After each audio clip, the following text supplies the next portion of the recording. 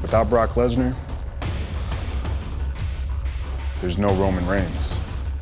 What is up, you savages? Welcome back to the channel and to some more WWE 2K20. And today we're talking the first official reveal for 2K Towers, which is returning to this year's game. We finally got some information related to the special tower for one of the cover star, Roman Reigns. Before we get into it though, you guys already know, make sure to elbow drop it, and if you haven't by now, hit that notification and subscribe to the channel to be fully up to date on all the latest. Nonetheless, let's get into it. So with the information revealed today, it indicates that 2K20 will shine a spotlight on Roman Reigns, who shares the game cover with, of course, WWE superstar Becky Lynch. In 2K Towers Roman Reigns, a player will follow the big dog through the early days in WWE, including his time as a member of The Shield to his rivalries with Brock Lesnar, John Cena, Undertaker, and more. Overall, players will compete in 16 matches and live out key chapters in Roman Reigns' impressive mark on WWE history, all while claiming championships and igniting the WWE universe along the way. And the full match card is what you guys are seeing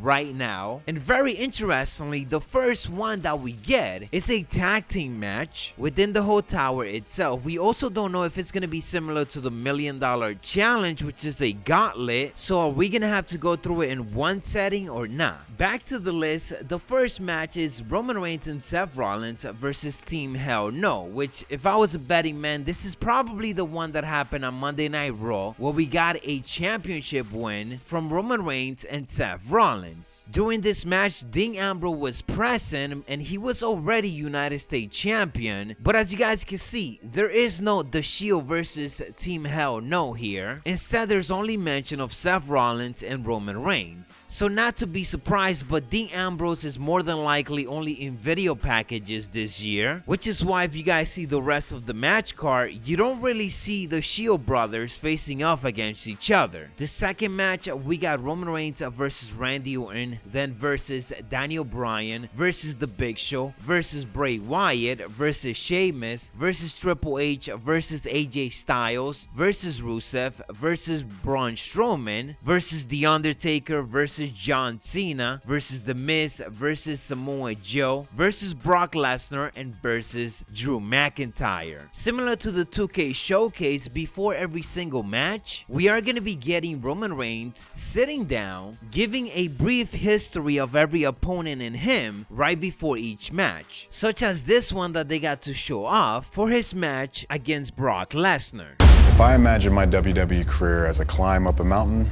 then Brock Lesnar is at the peak. When we met at WrestleMania 31, I thought I had him figured out and would take the WWE Championship. But Seth Rollins had other plans. 3 years later, I got another chance at Brock at WrestleMania. And again, I thought I had him. But again, fate intervened and Lesnar walked away with the title. Same thing at the Greatest Royal Rumble in 2018. So when I got another chance at SummerSlam that year, I wasn't gonna come up short again. Defeating Brock Lesnar wasn't just about taking that championship. It was about proving to him and to myself that I could overcome him and stand at the top of the mountain. To sum it up, without Brock Lesnar, there's no Roman Reigns. As much as I dislike him, I'm thankful for him too.